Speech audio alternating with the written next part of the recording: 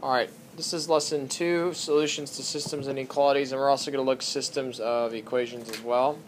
So the goal today will be to identify solutions to systems of inequalities and equations. Okay, so the big idea is where do the lines cross and where is it shaded. Okay, so in algebra you have equations, and when you get two equations put together, that's called a system. And so you want to find what's the answer. Where does it make the equation true? What does it make it true?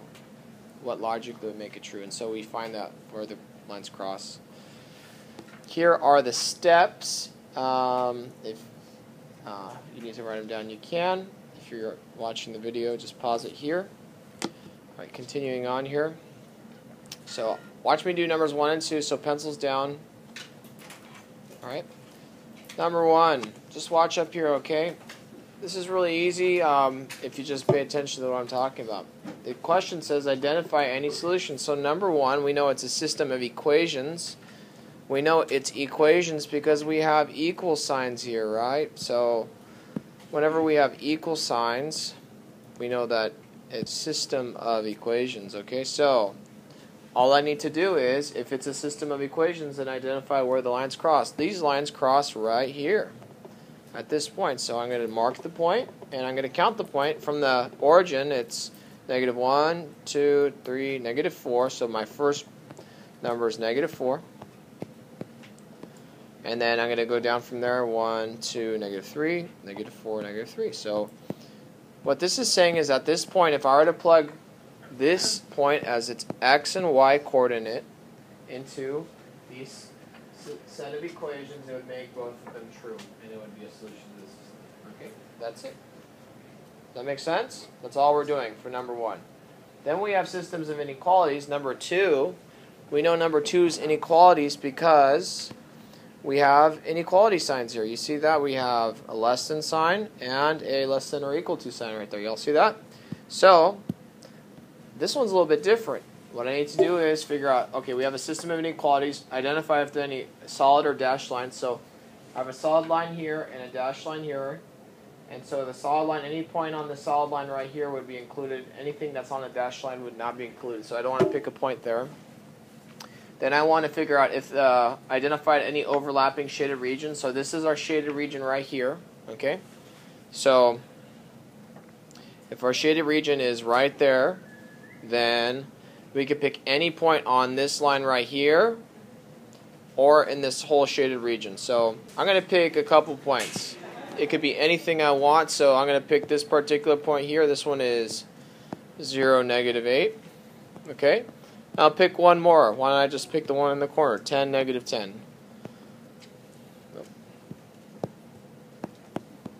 And these are both solutions. What this is saying that these coordinates, 0, -8, or 10, -10, if I were to plug these into x and y respectively, it would make the equation true. That's all we're doing. You're just picking where the points cross, or pick a couple points in the shaded region. That's all you're doing today. Okay? Does that make sense? Pretty simple.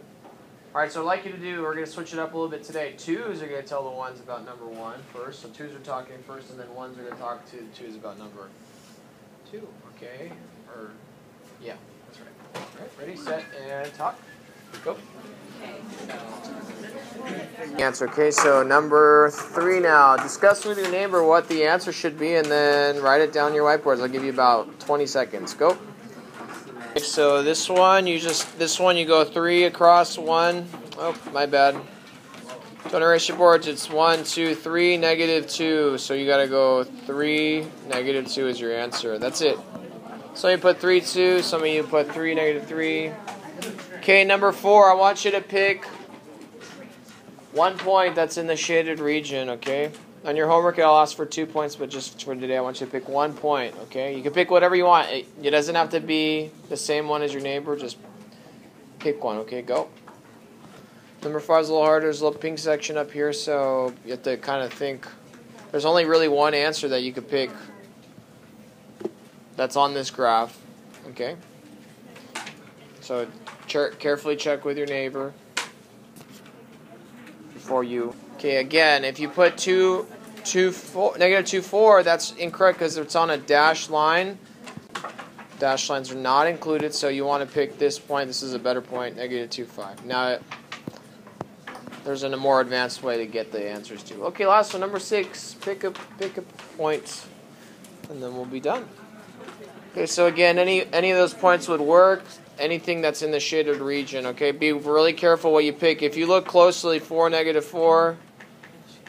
It's actually below the line. If it's easier to see on your paper when you have a paper, it would be below it.